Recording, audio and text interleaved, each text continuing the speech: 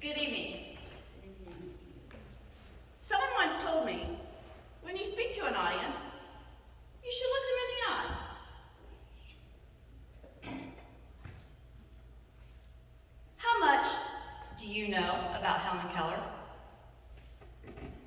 Helen Keller showed great leadership in our country and beyond, long before the term women in leadership was ever even heard of. It was almost by accident that I got bribed into being Helen Keller for my district's leadership conference back in 2007. It was great fun doing this skit, but it didn't take long before I was asked by Lions for more information about Helen Keller. And the more I learned about this great lady, the more fascinating she became to me. But what's this about the Lions Club?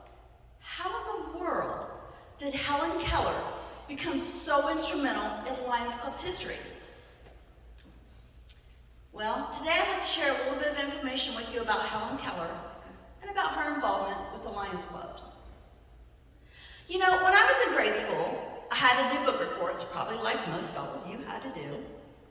One of my favorite books was about a gal named Helen Keller. All she was able to accomplish being blind, and all she overcame, just spoke volumes to me. I thought she was pretty fantastic back then. But little did I know that her and I's paths would cross all these years later when I became a lion. Now, Helen Keller's involvement with the Lions Club never made any history book I ever read.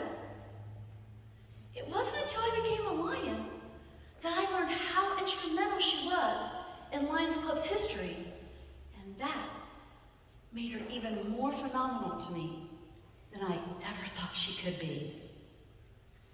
She was born Helen Adams Keller in Tuscumbia, Alabama on June 27, 1880.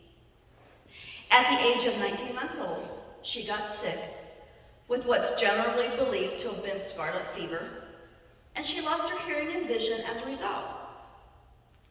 Now, as Helen grew into childhood, she became wild and unruly because she didn't have anyone that could really understand her and interpret her needs.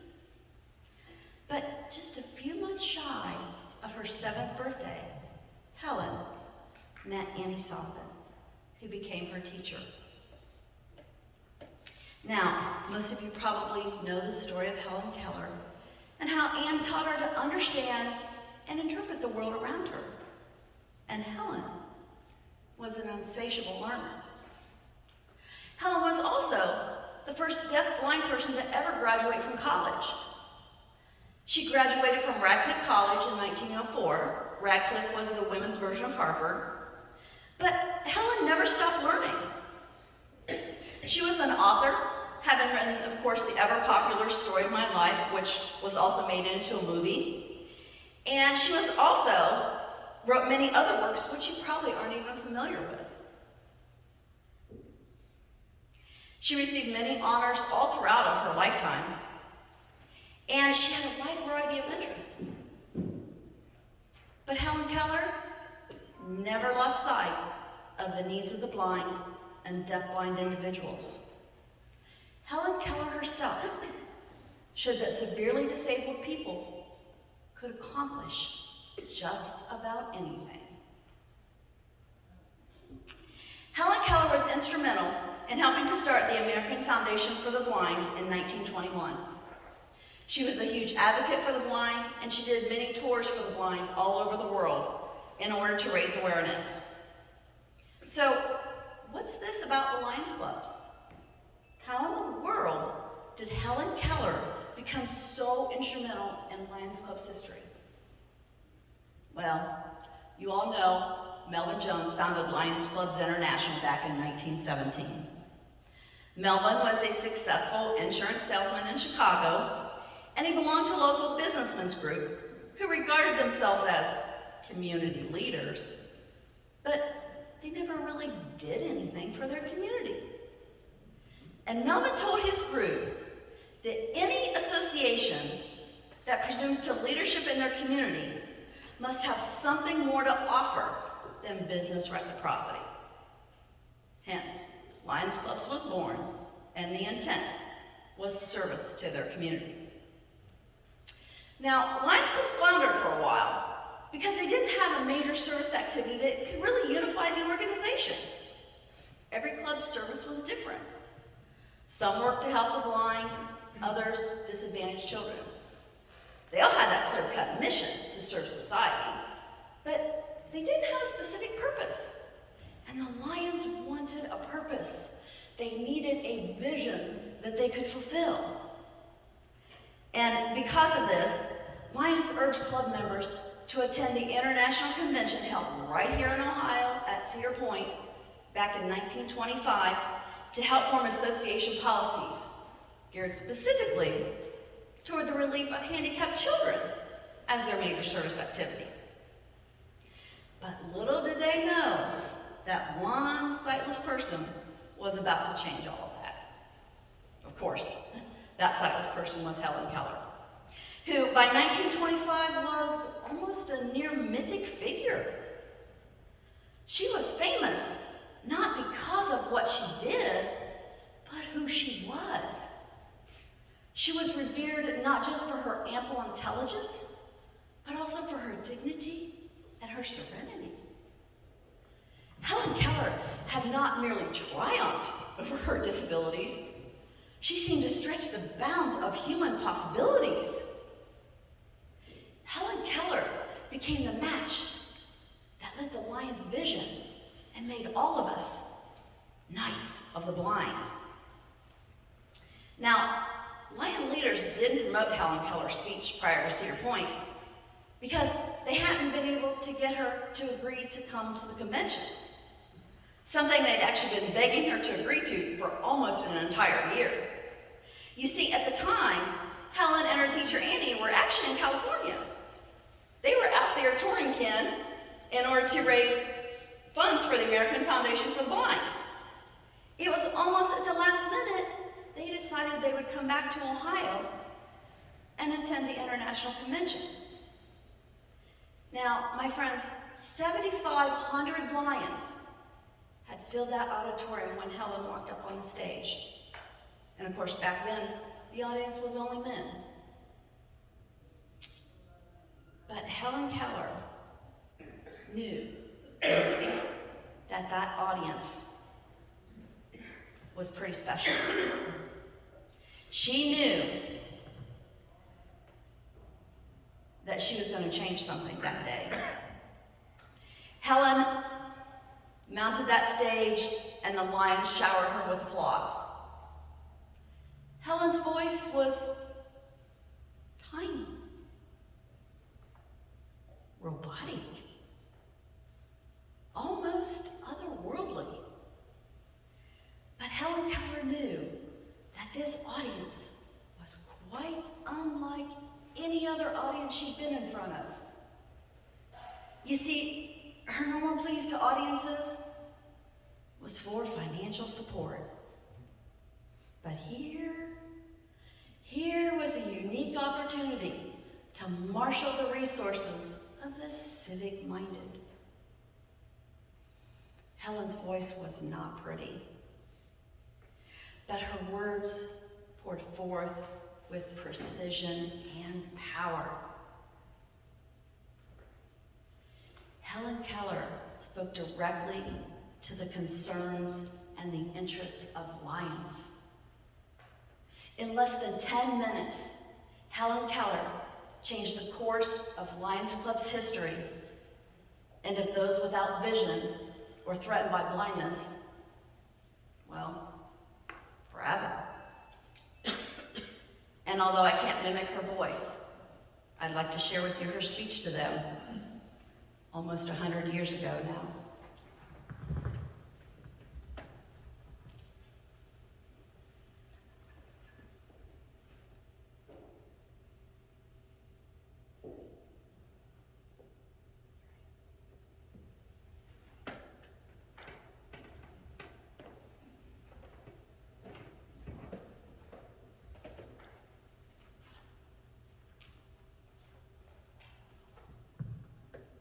Good evening, Lions. For over 20 years, Helen Keller has kept her hand on my face a good deal of the time, feeling the vibrations of my voice, putting her finger in my mouth, and feeling my tongue and imitating the positions and repeating them over and over again until at last you can hear her speak the words that you can understand. I can't think of anything I want to ask you. If you can think of anything more to your heart's desire than helping this brave girl put forth a great project. She has overcome tremendous obstacles. People always love those who overcome obstacles, don't they? Can you think of anyone who has overcome anything greater? Anyone whom you would more desire to help carry through a great work? She is going to ask you now in her own words.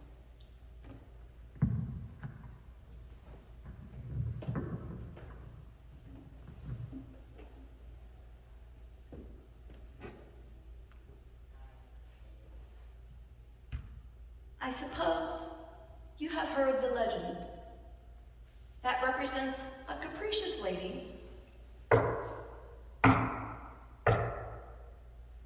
who knocks on every door but once. And if that door is not opened quickly, she passes on, never to return. That is as it should be. Lovely, desirable ladies will not wait. You must go out and grab them. I am your opportunity. I am knocking at your door. I want to be adopted. The legend doesn't say what you are to do when several beautiful opportunities present themselves at the same door. I suppose you must choose the one you love best. I hope you will adopt me. I am the youngest here, but what I have to offer is full of splendid opportunities for service. The American Foundation for the Blind is only 4 years old. It grew out of the imperative needs of the blind and was called into existence by the sightless themselves. It is national and international in scope and in importance. And it represents the best and most enlightened thought on our subject that has been reached so far. Its object is to make the lives of the blind more worthwhile everywhere by increasing their economic value and giving them the joy of normal activity. My friends, try to imagine how you would all feel if you were suddenly stricken blind today. Picture yourself stumbling and groping at noonday, as if in the night. Your work, your independence, gone.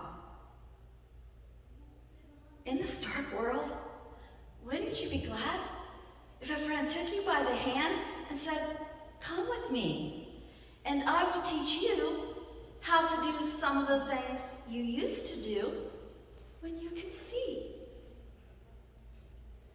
That is just the kind of friend the American Foundation for the Blind is going to be to the blind in this country if seeing people will give it the support it must have. You have all heard how through a little word that was dropped from the fingers of another, a ray of light from another soul touched the darkness of my mind, and I found myself, I found the world, and I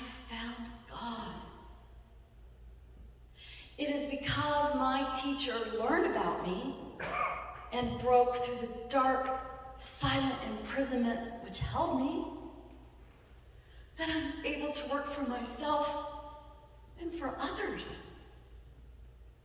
My friends, you see, the gift without the sympathy and the interest of the giver, it's empty. But if you care, if we can make the people of this great country care, the blind will indeed triumph over blindness. The opportunity I bring you, Lions, is this: to foster and sponsor the work of the American Foundation for the Blind. Will you not help me hasten the day when there shall be no preventable blindness? No little, deaf, blind child untaught? No blind man or woman left unaided? I appeal to you, Lions, you who have your sight, your hearing, you who are strong and brave and kind.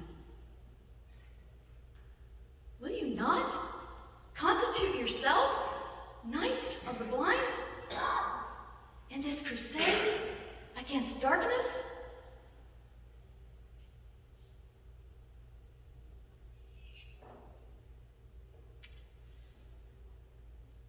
Applauding wildly.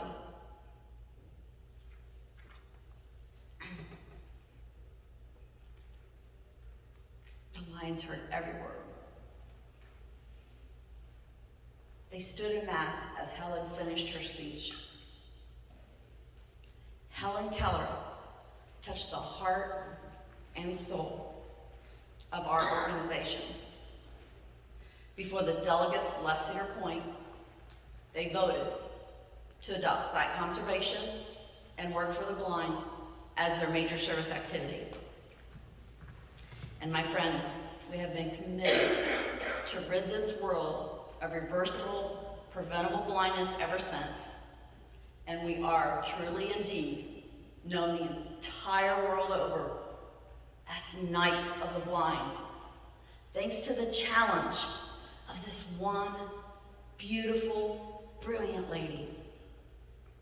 No one, not even Melvin Jones himself, could have predicted the power that this one sightless individual could have over all of those of us with sight, to inspire us now for almost 100 years to unleash the full humanity of those with disabilities, and indeed, suddenly change a floundering organization overnight to become Knights of the Blind. My dear friend Helen Keller died on June 1st, 1968, just a few weeks shy of her 88th birthday. Unfortunately, today we still fight this battle, but we all continue to honor our vision. We all provide eye exams and eyeglasses to the needy. We completed our third campaign site, which was Campaign 100, just a couple of years ago. We were able to raise $350 million to help us further that cause, presented by Helen Keller almost 100 years ago. Of course, one of these causes was river blindness. Did you know that just $6 can cure river blindness for one person in Africa and Latin America? $6. That's less than the cost of my lunch at work every day. And I don't know about all of you, but I could live without lunch for a week, probably more, and so can my waistline. And those of you who know me know that my waistline has lived without it. But the best part is, not only have we been able to reverse this blindness, but this enables these people to return to their rich lands and revive their local economy. You can't get any better than that. What other organization do you know that can do something so spectacular? You can, because you're lions, and that's what you do. We've already been able to eliminate it in Ecuador and Colombia. And the most interesting part of this is that vaccine, did you know, was created right here in Ohio. It was created at Case Western University due to a grant that was awarded by the Ohio Lions Eye Research Foundation. And that's because of all the donations that all of you make. And you should be very, very proud of that. The other major preventable blindness is trachoma, which is also one of the world's oldest infectious diseases. And although LCIF would have liked to have had that eliminated in 2020, that didn't happen. And unfortunately, I think Helen Keller would be very disappointed in that. And I think we need to step it up. LCIF has a new goal of 2030, and they are making great strides in that. We've already eliminated it in China. We're making strides in Uganda and Kenya, and let's hope we can get it done by 2030. LCIF and the World Health Organization has collaborated to address childhood blindness. And this is one that we need to step up as well, because there are too many blind children out there. Folks, we're talking 71 million children across this globe. That's way too many blind children that can be prevented. And we can't have that. We need to stop it. And I think Helen Keller would say the same today. And she would be very disappointed that we haven't made too many strides with that today. But we're gonna get there. I know we are, and I know we can do this. But these are only a few of the things that we are all doing in our world today. Because we're lions, and we know how to serve, and we know what we're doing. We know how to eliminate avoidable, reversible blindness. You are doing wonderful things. We're doing great things right here in Ohio. We donate to pilot dogs. We donate to eye banks, to eye research centers, and helping countries all over this globe. But the best part of everything that we do is that we're all not sighted lions anymore. We have many blind lions who have joined our organization. And you know why? Because we all know just what it means to be a lion, to serve our world, to make it a better place, to truly be knights of the blind. Thank you very much.